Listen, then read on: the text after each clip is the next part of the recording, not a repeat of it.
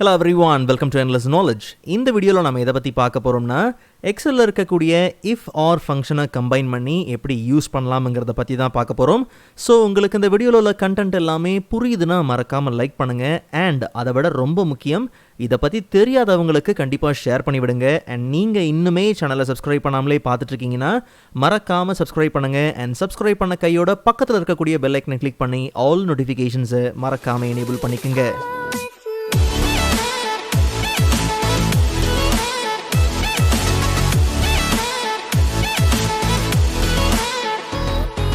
Alright, so first of all, எக்ஸலில் இருக்கக்கூடிய if ஃபங்க்ஷனை எப்படி யூஸ் பண்ணணும், இல்லை ifோட and ஃபங்க்ஷனை எப்படி கம்பைன் பண்ணி யூஸ் பண்ணணுங்கிறது இன்னுமே உங்களுக்கு தெரியலங்கிற பட்சத்தில் அந்தந்த வீடியோஸ்க்கான லிங்க்கை நான் டிஸ்கிரிப்ஷனில் கொடுத்துருக்குறேன். கண்டிப்பாக நீங்கள் செக் பண்ணி பாருங்கள்.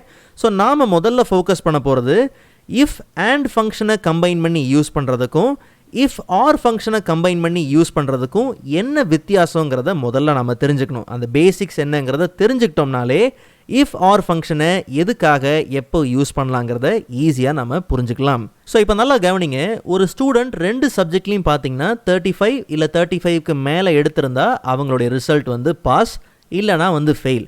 ஸோ இதை எப்படி ரெண்டு ஃபங்க்ஷனை யூஸ் பண்ணும் போது எப்படி நமக்கு இந்த ரிசல்ட் வருது அப்படிங்கிறத நீங்கள் கவனிச்சிங்கனாலே இந்த ரெண்டுத்துக்கு நடுவில் என்ன வித்தியாசங்கிறத ஈஸியாக நம்ம புரிஞ்சுக்க முடியும். So equal to if function. So நமக்கு மல்டிபிள் சப்ஜெக்ட்ஸ் இருக்குது. ஸோ அதை இன்சர்ட் பண்ணுறதுக்கு மல்டிபிள் லாஜிக் தேவை. ஸோ அப்போ நமக்கு அண்ட் ஃபங்க்ஷன் நம்ம என்ன பண்ணுறோம், கம்பைன் பண்ணுறோம். ஸோ ஃபர்ஸ்ட் லாஜிக்கில் நம்ம என்ன பண்ணுறோம், சப்ஜெக்ட் 1ல் greater than or equal to 35 இருக்கணும். அண்ட் அதே மாதிரி சப்ஜெக்ட் 2லேயும் greater than or equal to 35 இருக்கணும். இந்த ரெண்டு சப்ஜெக்ட்லேயும் 35 எடுத்திருந்தாங்கன்னா அப்போ ட்ரூ, அதாவது அப்போ அவங்களுக்கு என்ன ரிசல்ட், பாஸ் அப்படிங்கிறது தான் ரிசல்ட். ஒருவேளை ஏதாவது ஒரு சப்ஜெக்ட்லேயோ 35க்கு கீழே எடுத்திருந்தாங்கன்னா அப்போ அவங்களுக்கு என்னது, ஃபெயில் அப்படிங்கிறது தான் பார்த்திங்கன்னா அவங்களுடைய ரிசல்ட். ஸோ இப்போ நல்லா கவனித்து பார்த்தோம்னா இந்த ஸ்டூடெண்ட் ஒரு சப்ஜெக்டில் 35க்கு கீழே எடுத்ததுனால என்ன வந்துருச்சு, ஃபெயில் வந்துருச்சு. பட் இதுவே நாம் இஃப் ஆர் ஃபங்க்ஷனை கம்பைன் பண்ணி யூஸ் பண்ணுறோம். அப்போது ரிசல்ட் என்ன வருதுங்கிற பார்க்கலாம். So equal to same if, multiple logic தேவை. ஸோ அதனால் ஆர் ஃபங்க்ஷன் நம்ம என்ன பண்ணுறோம், எடுக்கிறோம். ஸோ சேம் லாஜிக் 1 லாஜிக் 2 தான் வருது. ஸோ அரவுண்ட் நீங்கள் 255 லாஜிக்ஸ் நீங்கள் என்ன பண்ணலாம்னா யூஸ் பண்ணிக்கலாம். ஸோ அதே சப்ஜெக்ட் 1ல் greater than or equal to 35 எடுத்திருந்தாலும், இல்லை அதே சப்ஜெக்ட் 2ல் greater than or equal to 35 எடுத்திருந்தாலும் அவங்களுக்கு என்னது, பாஸ். என் வார்த்தைகளை நல்லா கவனிங்க, ஓகே. இல்லைனா என்னது, ஃபெயில் அப்படிங்கிறத நான் என்ன பண்ணுறேன், கொடுக்குறேன். ஸோ இப்போ அவங்களுக்கு என்ன வந்துருச்சு, பாஸ் வந்துட்டு. நல்லா கவனிங்க, இஃப் அண்ட் ஃபங்க்ஷனை கம்பைன் பண்ணி யூஸ் பண்ணும்போது நல்லா கவனித்து பார்த்தீங்கன்னா ஒரு ஸ்டூடெண்ட் சப்ஜெக்ட் 1லேயும் 35 எடுத்திருக்கணும், சப்ஜெக்ட் 2லேயும் 35 எடுத்திருக்கணும். இது ரெண்டும் இருந்தால் தான் பாஸ், இல்லைனா ஃபெயில். ஆனால் இஃப் ஆர் ஃபங்க்ஷனை யூஸ் பண்ணும்போது என்னென்னா, சப்ஜெக்ட் 1ல் 35 எடுத்திருந்தாலும் ஓகே, ஆர் சப்ஜெக்ட் 2ல் 35 எடுத்திருந்தாலும் ஓகே. ஏதாவது ஒன்றுத்தில் க்ரைட்டீரியா மேட்ச் ஆச்சு, ஏதாவது ஒன்றுத்தில் வந்து மேட்ச் ஆச்சு அப்படின்னாலும் நமக்கு அங்கே ரிசல்ட் என்ன வந்துடும், பாஸ் அப்படின்னு வந்துடும்.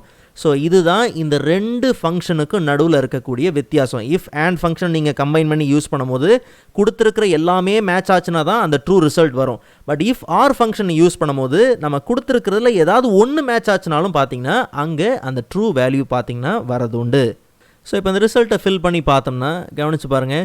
ஸோ இங்கே வந்து ரெண்டுமே பார்த்தீங்கன்னா பாஸ் வந்துட்டு. அதுக்கான காரணம் சப்ஜெக்ட் 1ல் பார்த்தீங்கன்னா 97, சப்ஜெக்ட் 2ல் பார்த்தீங்கன்னா 86. பட் இங்கே வந்து ஃபெயில் வந்துட்டு, ஏன்னா வந்து இங்கே 30 வந்துட்டு. பட் இங்கே என்ன விஷயம்னா, இல்லை ரெண்டு சப்ஜெக்டில் ஏதோ ஒன்றில் 35க்கு மேலே எடுத்துட்டார்ல, ஸோ அதனால் பார்த்தீங்கன்னா அப்போ அங்கே பாஸ் வந்துட்டு. பட் இங்கே பார்த்தீங்கன்னா ரெண்டுமே ஃபெயில். காரணம் ரெண்டுமே பார்த்தீங்கன்னா 35 கீழே இருக்கிறதுனால அங்கே ஃபெயில் வந்துருச்சு. ஈவன் இந்த ஃபங்க்ஷனை இப்படி யூஸ் பண்ணலாம். உதாரணத்துக்கு இப்போ இந்த ரேஞ்சில் வந்து பார்த்திங்கன்னா பாஸ் ஃபெயிலுன்னு இருக்கு இல்லையா. ஸோ நாம் வந்து பாஸ் ஆப்சண்ட் அப்படின்லாம் இருக்குன்னு வச்சுப்போம், ஓகே. ஸோ இதில் வந்து நான் என்ன பண்ணுறேன், ஒருவேளை ஒரு ஸ்டூடெண்ட் பாஸு இல்லை ஆப்சண்ட் ஆயிருந்தாருன்னா அவங்களுக்கு வந்து நார்மலாக ஸ்காலர்ஷிப் உண்டு அப்படின்னு வச்சுப்போம். ஒரு வேளை ஃபெயில் தான் ஆயிருக்காரு அப்படின்னும் போது அவங்களுக்கு எதுவுமே கிடையாது. ஸோ அப்போ நோ அப்படின்னு வரணும், எஸ் ஆர் நோ வரணும்னு வச்சுக்கங்களேன். ஸோ அப்போ ஈக்குவல் டு அதே இஃப் தான், சேம் ஆர் நம்ம என்ன பண்ணுறோம், எடுத்துக்கிறோம். நல்லா கவனிங்க, இந்த செல்லில் அதே E3 செல்லில் ஈக்குவல் டு பாஸ் வரணும், ஓகே. அண்ட் அதே மாதிரி அதே E3ல் ஆப்சண்ட் அப்படிலாம் கொடுக்கணும்னு அவசியம் கிடையாது.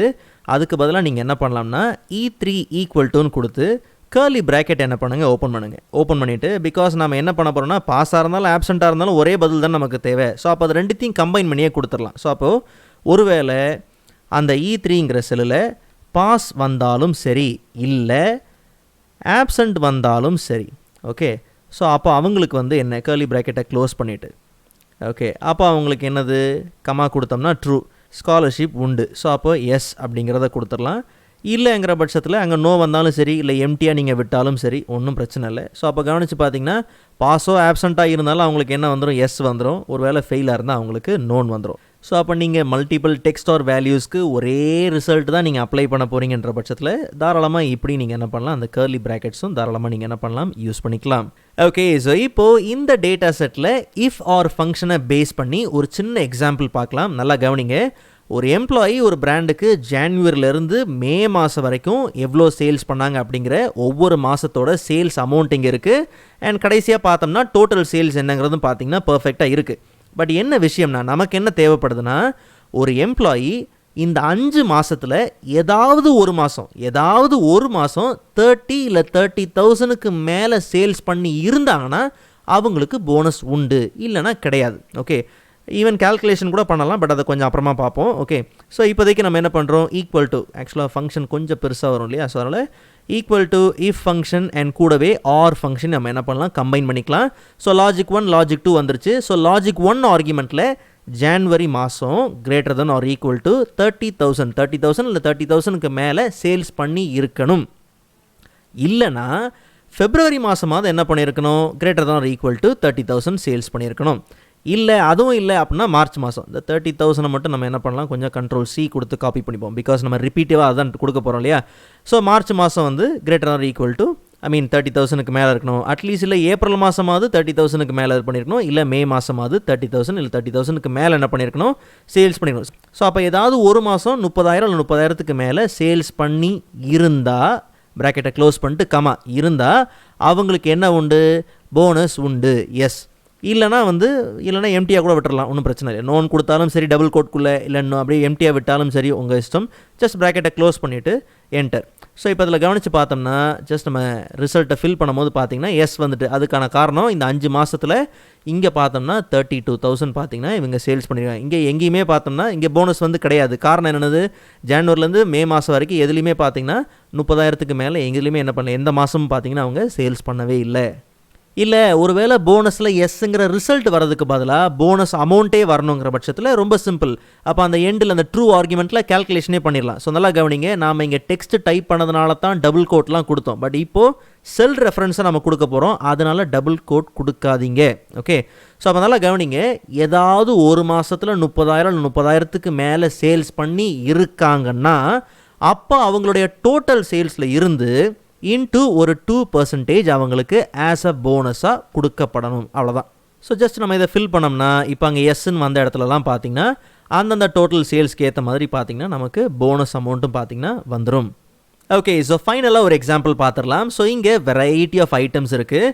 நல்லா கவனிங்க, எம்ப்ளாயி நேம் இருக்குது, என்ன ஐட்டம்ஸ் விற்றாங்க, எவ்வளோ ரேட்டுக்கு விற்றாங்க, எவ்வளோ யூனிட்ஸ் விற்றாங்க, என்ன டோட்டல் சேல்ஸ் என்னங்கிறது எல்லாமே பர்ஃபெக்டாக இருக்குது. பட் என்ன விஷயம்னா, இந்த ஐட்டம்ஸோட ரேஞ்சில் என்ன ஐட்டம் என்ட்ரி பண்ணுறாங்களோ அந்த ஐட்டமோட கேட்டகரி பார்த்தீங்கன்னா ஆட்டோமேட்டிக்காக இங்கே என்ன ஆயிடணும், பாப்பப் ஆயிடணும். ஓகே, அதாவது இப்போ ரை பிரெட் இருக்குது அண்ட் அதே மாதிரி மல்டிகிரெயின் பிரெட் இருக்குது. ஸோ இதை டைப் பண்ணும்போது பார்த்தீங்கன்னா இது பிரெட்டோட கேட்டகரி அப்படிங்கிறது மென்ஷன் ஆயிடணும். சுகர் குக்கீஸ் இருக்குது, சாக்கோ சிப் குக்கீஸ் இருக்குது. ஸோ இதை டைப் பண்ணும்போது இந்த ஐட்டம்ஸை மென்ஷன் பண்ணும்போது இங்கே அதோட கேட்டகரி பார்த்தீங்கன்னா குக்கீஸ் அப்படிங்கிறது மென்ஷன் பண்ணிடணும். ஸோ இப்படி ஆட்டோமேட்டிக்காக பார்த்தீங்கன்னா மென்ஷன் ஆகணும். ஸோ அதுக்கு நம்ம என்ன யூஸ் பண்ண போகிறோம்னா இஃப் ஆர் ஃபங்க்ஷன் யூஸ் பண்ண போகிறோம். ஸோ நல்லா கவனிங்க, இதுக்கு நீங்கள் ட்ராப் டவுன் லிஸ்ட்டும் யூஸ் பண்ணலாம். இப்போ ரை பிரெட்டா டக்குன்னு ட்ராப் டவுன் ஓப்பன் பண்ணி பிரெட் அப்படிங்கிறத நீங்கள் செலக்ட் பண்ணலாம். பட் என்ன விஷயம்னா, நம்ம நிறைய ஐட்டம்ஸை கொடுக்குறோன்னும் போது ஒவ்வொரு ட்ராப் டவுன் லிஸ்ட்டை ஓப்பன் பண்ணி பண்ணிகிட்டு இருக்க முடியாது. அதுக்கு பதிலாக நம்ம ஐட்டம்ஸை மென்ஷன் பண்ணுறோமா, கேட்டகரி ஆட்டோமேட்டிக்காக பார்த்தீங்கன்னா மென்ஷன் ஆயிடணும். ஸோ ரொம்ப சிம்பிள், ஜஸ்ட் நம்ம ஃபார்முலா பார்க்குள்ளே போயிடலாம். ஸோ அங்கே equal to if function and கூடவே பார்த்தீங்கன்னா ஆர் ஃபங்க்ஷன். ஆக்சுவலாக நம்ம மல்டிபிள் இஃப் ஆர் ஃபங்க்ஷனை கம்பைன் பண்ணி யூஸ் பண்ண போகிறோம், அதாவது nested if R.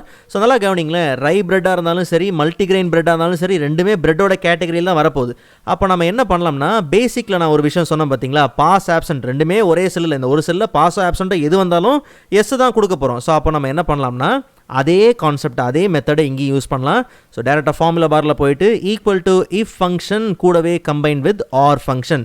So logic 1 logic 2 வந்துருச்சு. ஸோ ஜஸ்ட் நம்ம என்ன பண்ணலாம்னா B2ங்கிற இந்த செல்லில் ஈக்குவல் டு B2ங்கிற இந்த செல்லில் கர்லி பிராக்கெட் ஓப்பன் பண்ணிக்கலாம். B2ங்கிற இந்த செல்லில் டபுள் கோட் கொடுத்து ரை பிரெட் வந்தாலும் சரி, ப்ரொனன்சியேஷன் கரெக்டாக பண்ணுறேன்னு தெரில, ஓகே. ஸோ ரை பிரெட் வந்தாலும் சரி, டபுள் கோட் கொடுத்து க்ளோஸ் பண்ணிவிட்டு ரை பிரெட் வந்தாலும் சரி, இல்லை மல்டிகிரெயின் பிரெட் வந்தாலும் சரி, டபுள் கோட் ஓப்பன் பண்ணிவிட்டு மல்டிகிரெயின் பிரெட் வந்தாலும் சரி.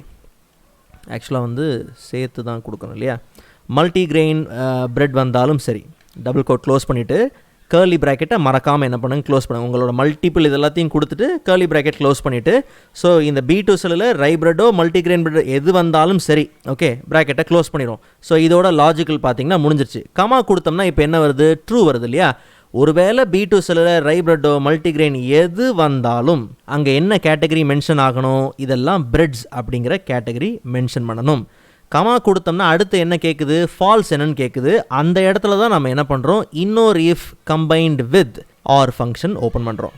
ஸோ அப்போ அதே சேம் B2 செல்லில் equal to curly bracket open பண்ணிக்கலாம். ஸோ அதே B2 செல்லில் ஒருவேளை சுகர் குக்கீஸ் வந்தாலும் சரி, இல்லை சாக்கோ சிப் குக்கீஸ் வந்தாலும் சரி, ஓகே. ஸோ அதை கொஞ்சம் வேகமாக டைப் பண்ணிடலாம். டபுள் கோட் ஓப்பன் பண்ணிவிட்டு சுகர் குக்கீஸ் அண்ட் அடுத்ததாக பார்த்தோம்னா சாக்கோ சிப் குக்கீஸ் இல்லையா, சாக்கோ சிப் குக்கீஸ், ஓகே. இது ரெண்டுத்தில் எது வந்தாலும் ஸோ கர்லி ப்ராக்கெட் க்ளோஸ் பண்ணிவிட்டு ப்ராக்கெட்டையும் க்ளோஸ் பண்ணிடலாம், லாஜிக்கோட ப்ராக்கெட்டை க்ளோஸ் பண்ணிடலாம். ஸோ இது ரெண்டுத்தில் எது வந்தாலும் அங்கே என்ன கேட்டகரி மென்ஷன் ஆகணும், குக்கீஸ் அப்படிங்கிற கேட்டகரி தான் மென்ஷன் ஆகணும். அண்ட் மறுபடியும் ஃபால்ஸ் கொடுக்கறதுக்கு பதில் அந்த இடத்துல இஃப் கம்பைன்ட் வித் ஆர் என்ன பண்ணுறோம், ஓப்பன் பண்ணிக்கிறோம். ஸோ மறுபடியும் சேம் அதே B2ல் ஈக்குவல் டு ஒருவேளை என்னது ஷார்ட் க்ரஸ்ட் பேஸ்ட்ரி வந்தாலும் சரி, இல்லை பஃப் பேஸ்ட்ரி வந்தாலும் சரி, அங்கே பேஸ்ட்ரீஸுங்கிற கேட்டகரி தான் மென்ஷன் பண்ணணும். ஸோ நான் இதை கொஞ்சம் வேகமாக என்ன பண்ணிடுறேன், டைப் பண்ணிடுறேன். ஸோ பேஸ்ட்ரீஸ் வரைக்கும் பார்த்தோம்னா கொடுத்தாச்சு. இதுக்கப்புறம் கமா கொடுத்தோம்னா என்ன வருது, ஃபால்ஸ் தான் வருது இல்லையா. ஸோ நீங்கள் ஃபால்ஸில் ஏதாவது மென்ஷன் பண்ணாலும் பண்ணலாம், இல்லை வெறும் டபுள் கோட்டை பிளாங்காக விட்டுட்டிங்கனாலும் அப்போ நமக்கு அங்கே வேல்யூஸ் எதுவும் வரப்போகிறது கிடையாது. ஸோ ஆக்சுவலாக நம்ம எத்தனை இஃப் ஆர் ஓப்பன் பண்ணியிருக்கோம், கிட்டத்தட்ட பார்த்தீங்கன்னா 1 2 3 இல்லையா. ஸோ அப்போ கடைசியாக 1 2 3 ப்ராக்கெட்ஸை க்ளோஸ் பண்ணிவிட்டு என்டர் கொடுத்துடலாம். ஸோ அப்போ ஜஸ்ட் நம்ம இதை வந்து ஃபில் பண்ணி பார்க்குறோன்னு வச்சுக்கோங்களேன். ஸோ அப்போ நமக்கு இதெல்லாம் பார்த்தோம்னா பிரெட் என்ன, குக்கீஸ் என்ன. ஸோ அப்போது ரை பிரெட்னாலும் பிரெட் தான் வந்துடும், அண்ட் அதே மாதிரி மல்டிகிரெயின் பிரெட்னாலும் பிரெட்ஸ் அப்படிங்கிற கேட்டகரி வந்துடும். ஒருவேளை நாளை பின்ன நீங்கள் என்ன பண்ணுறீங்க, மல்டிபிள் எக்ஸ்ட்ரா ஐட்டம்ஸ்லாம் நீங்கள் ஆட் பண்ணுறீங்க அப்படின்னும் போது ஜஸ்ட் நீங்கள் இதை ஃபில் பண்ணாலே போதும், ஆட்டோமேட்டிக்காக பார்த்தீங்கன்னா அந்தந்த ஐட்டம்ஸ்க்கு ஏற்ற கேட்டகரிஸ் பர்ஃபெக்டாக அங்கே என்ன ஆயிரும், செட் ஆகிடும். All right. ஸோ நீங்கள் ப்ராக்டிஸ் பண்ணி பார்க்குறதுக்கு இந்த ஃபைலோட டவுன்லோட் லிங்க் நான் டிஸ்கிரிப்ஷனில் கொடுத்துருக்கிறேன். கண்டிப்பாக நீங்கள் செக் பண்ணி பாருங்கள். அண்ட் நெக்ஸ்ட் வீடியோவில் அதோட இன்ட்ரெஸ்டிங்கான டாப்பிக்கை பார்க்கலாம். அதுவரை காத்திருங்கள்.